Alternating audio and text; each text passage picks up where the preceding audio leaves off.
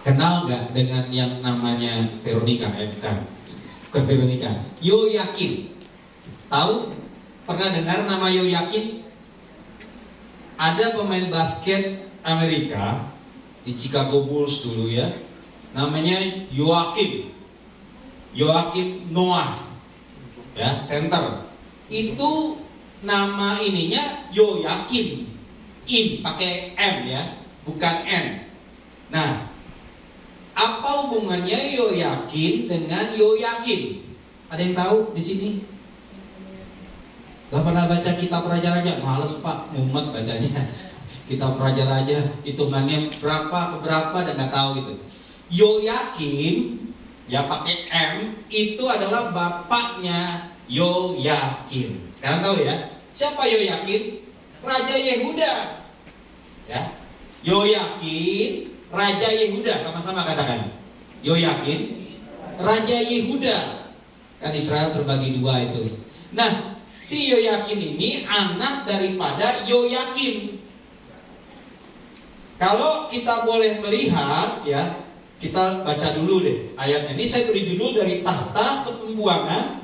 Udah terbuang tapi tidak terlupakan. Hebat. Kita lihat nih ayatnya, slide berikut.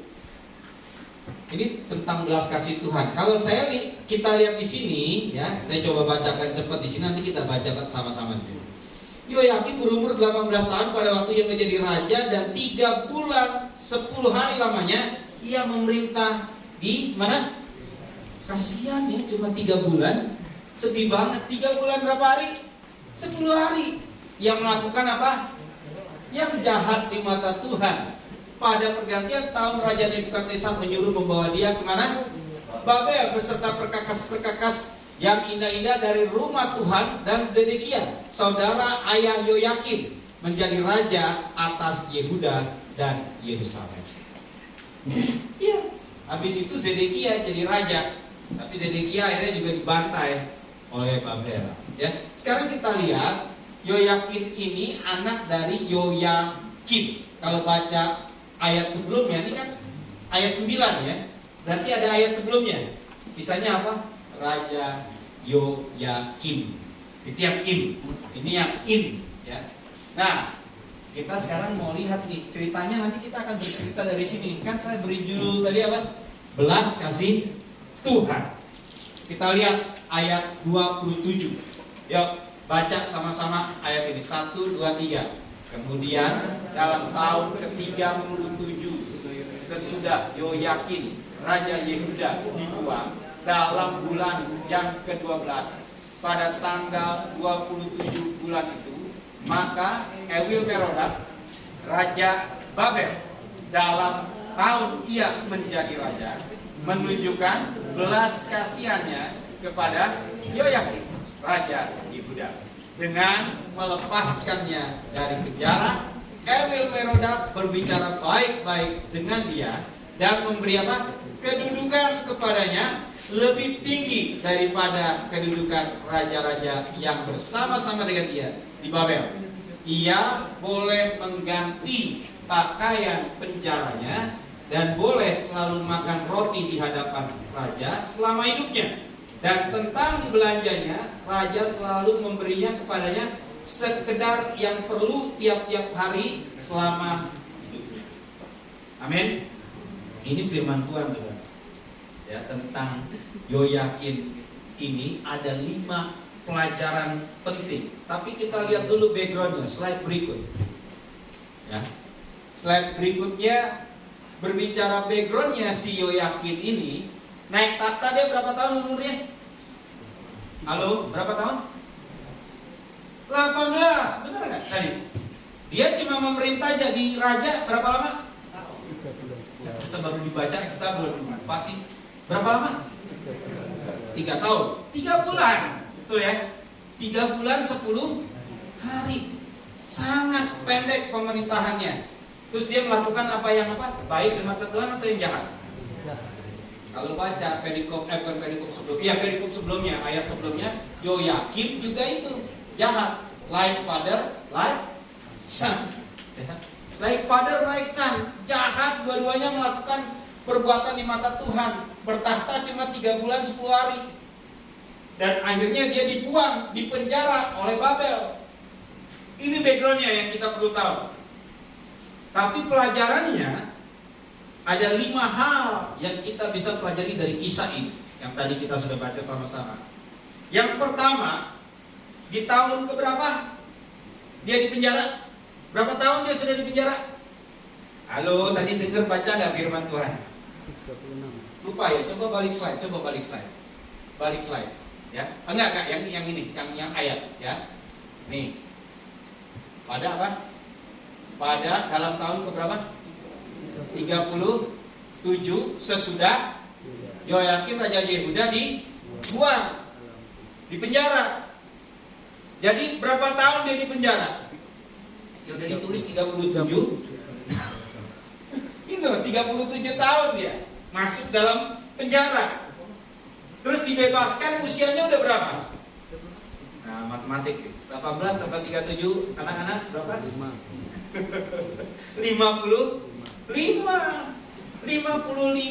dia dibebaskan dari penjara. 37 tahun dari yang gak ubanan jadi uban. Betul gak? Betul kan? Kira-kira begitu gak? Jenggotnya dari yang tipis masih kinyis-kinyis 18 tahun jadi lebat. Nah ini Yoyakim, tua di penjara 37 tahun tapi dia dibebaskan. Betul gak? Baca ayatnya ini, ya. Dalam tahun yang menjadi raja menunjukkan belas kasihan, makanya belas kasih Tuhan ini tipologinya antara Ewil Merodak dengan Yoyakim kepada Tuhan kepada kita. Raja Yehuda dengan melepaskannya dari penjara. Dengan melepaskannya dari penjara, artinya dilepaskan belenggunya, betul nggak? Orang di penjara itu dibelenggu. Orang di penjara itu ada bajunya, ya. Siapa yang pernah ikut pelayanan saya ke penjara? Ya pernah ikut kan? Mereka pakai baju rata-rata sama kan? Misalnya biru, orange, gitu ya. Itu pakaiannya dilepaskan semua di penjaranya, terus pakaiannya boleh diganti. Kita udah baca ini, jadi pelajaran pertama, ya. Pelajaran pertama yang kita lihat di sini tentang anugerah Tuhan, belas kasih Tuhan kepada kita, yaitu belas kasih Ewil Merodak kepada Yoyakim. Kim ya, bukan Im. Nah itu gimana? Ya, tentang itu saya ada ayat, nggak ada di slide. Roma 8 ayat 1-2 tentang pembebasan ini, artinya merdeka. Demikianlah sekarang tidak ada penghukuman bagi mereka yang ada di dalam Kristus Yesus. Yang membebaskan kita siapa? Yesus Kristus. Ini kan Ewil Merodak membebaskan Yoyakim. Udah berbuat jahat di mata Tuhan, like father like son, cuma sebentar lagi kasihan langsung masuk pembuangan. Nah, kita ini ibarat seperti Yoyakim yang jahat di mata Tuhan. Gak ada yang benar, gak ada yang kudus, tetapi Yesus memberikan pembebasan di kayu salib. Amin. Bagi kita, Roma 8 ayat 1, demikian sekarang tidak ada penghukuman bagi mereka yang ada di dalam Kristus Yesus.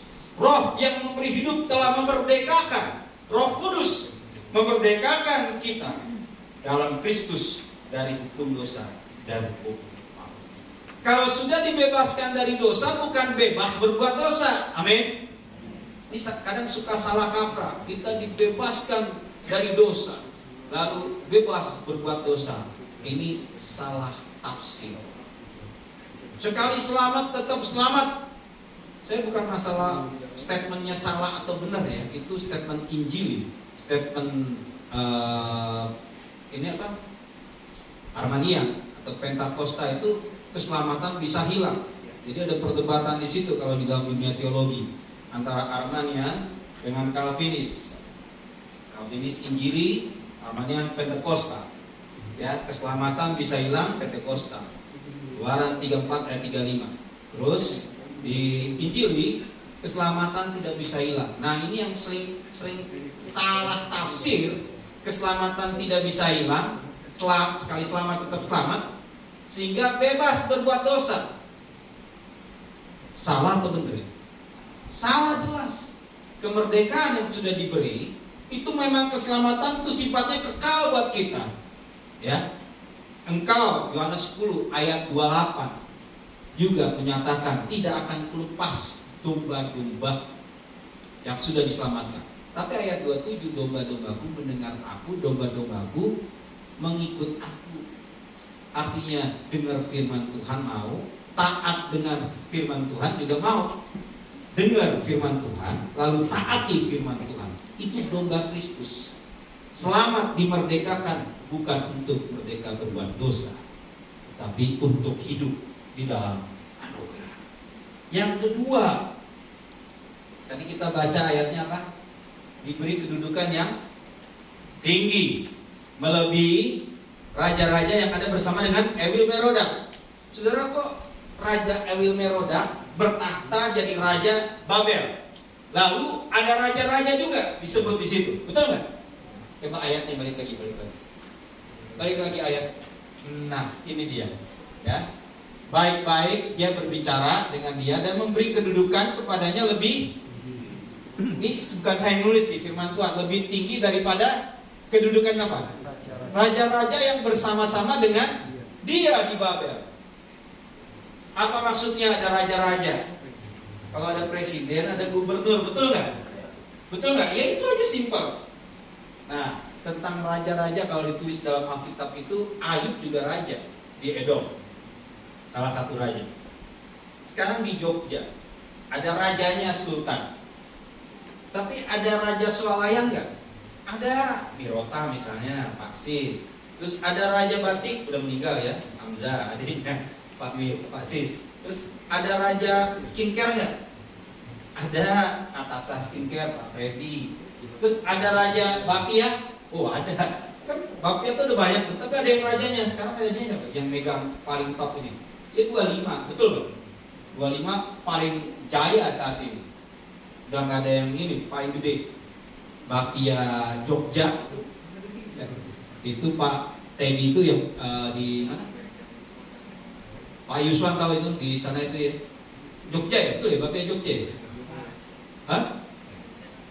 Ya, itu di ini Jalan Solo, itu adiknya Pak Teddy kalau nggak salah. Nah, itu raja-raja seperti itu, raja-raja pebisnis dagang dan lain sebagainya. Nanti raja kapal ada lagi. Begitupun Ewil Merodak ini raja dari keseluruhan Babel, tapi ada raja-raja lainnya. Dan siapa tadi? King dijadikan raja di atas raja-raja ini. Lebih tinggi loh. Dia bisa makan bersama-sama dengan raja-raja itu. Makanya kita juga diberi kedudukan yang tinggi sama Tuhan. Percaya nggak? Kita ini diberikan kedudukan yang tinggi. Saya ada ayatnya, mungkin kalau bisa tayang Galatia 4 ayat 7. Ya.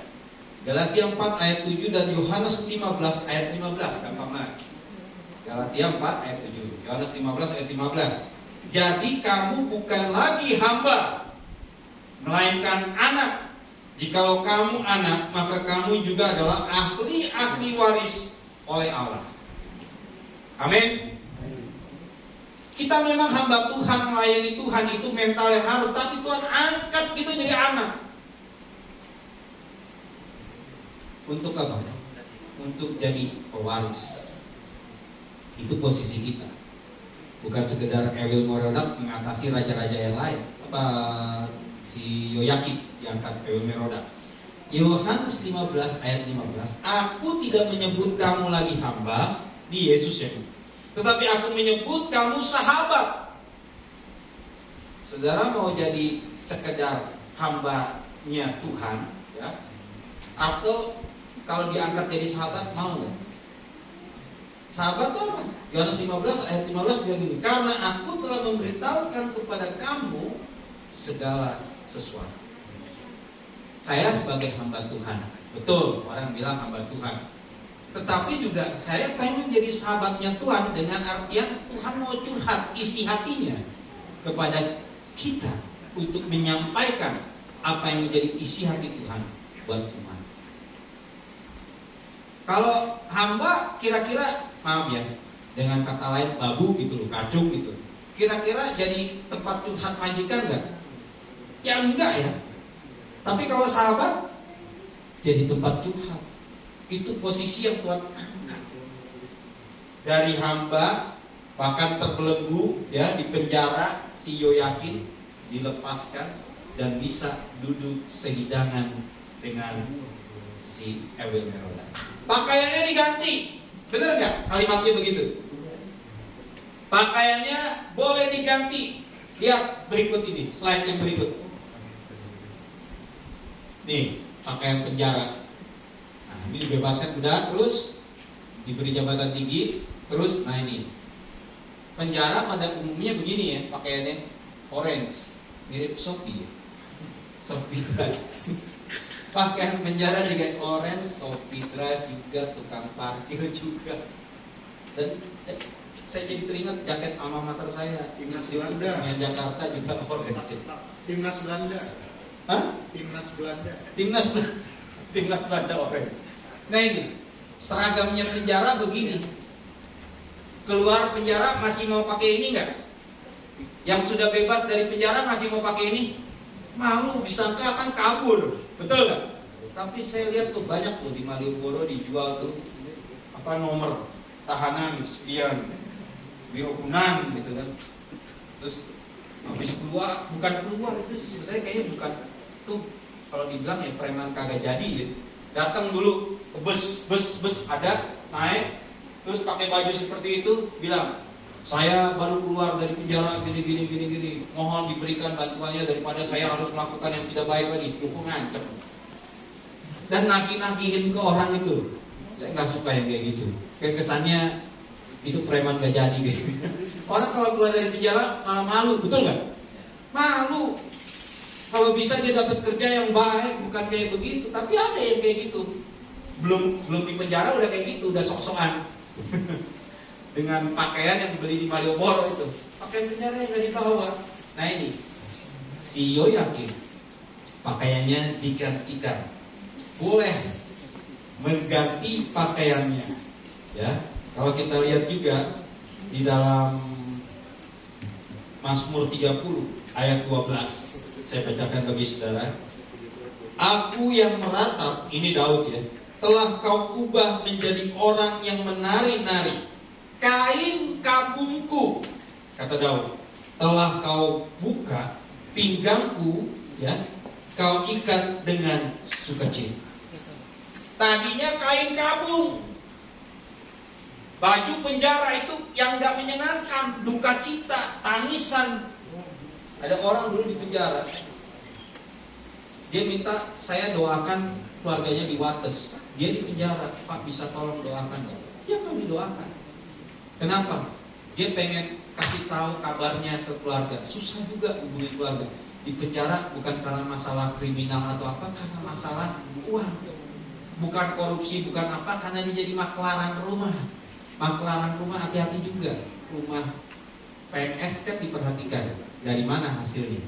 Nah, si maklar ini terima uang hasil korupsi, kena masuk.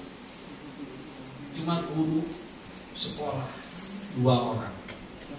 Tolong Pak doain keluarga saya di sini alamatnya dulu, saya doain. Walau saya nggak kenal juga gitu. Ya untuk kita supaya apa ya, menjalin hubungan yang baik bahwa hamba Tuhan nggak hanya cuek begitu aja, harus melayani. Itu terjadi saudara. Baju penjara digantikan dengan baju kerajaan. Terus selanjutnya sehidangan dengan raja. Yoyakin dikasihani bisa duduk tiap-tiap hari makan bersama dengan raja. Saudara makan diajak sama orang penting aja udah seneng. Tapi tiap tahun ini makan sama sultan dikasih gratis angkringan. Nggak makan semeja sama sultan, cuma sultan bawa angkringan banyak ya, belum tahu Jogja, pasti boleh makan gratis. Betul nggak?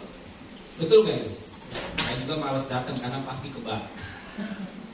Kebak penuh, gratis saudara. Di Kepatihan apa itu? Itu sultan selalu bawa itu tiap tahun ulang tahun Jogja itu. Pasti makan gratis. tapi nggak bareng sultan, cuma sultan yang traktir. Istilahnya begitu. Ajak makan. Nah kalau saudara diajak makan sama orang penting, rasanya seneng. Pasti makanannya enak-enak atau makanannya ala kadar? Pasti enak. Kalau saudara masuk lagi ulang tahun Jogja, makan sehidangan sama sultan, ya beda sama yang gratisan dikasih di luar. Betul nggak?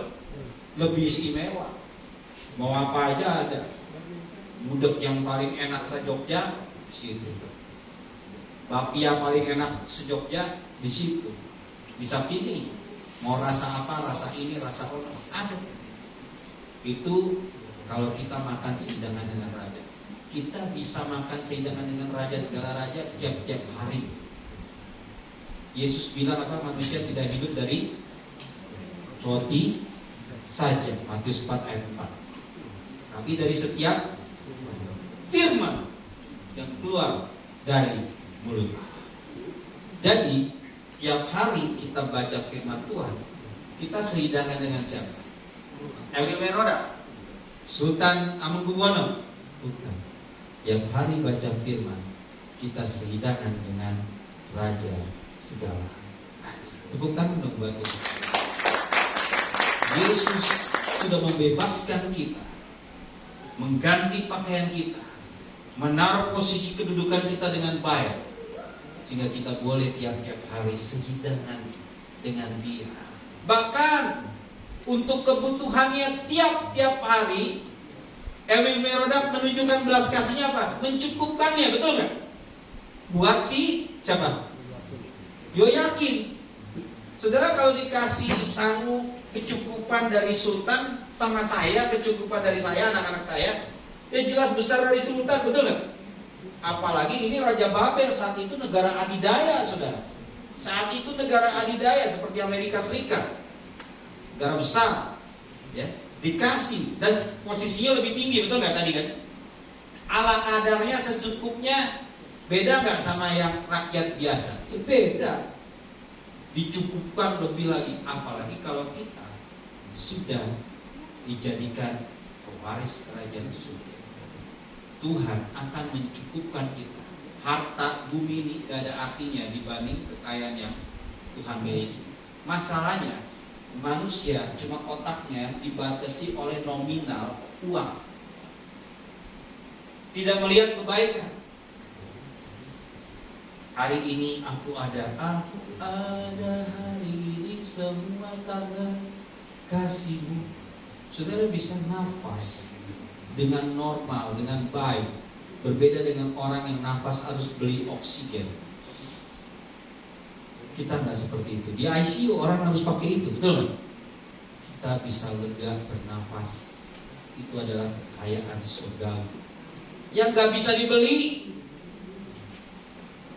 Makanya orang bilang sehat itu mahal, Pak. Betul. Siapa yang kasih? Tuhan. Kita ada karena Tuhan. Selalu dicukupkan. Filipi 4 ayat yang ke-19 berkata, Allahku akan mencukupi segala keperluanku. Coba saya bacakan ya. Allahku akan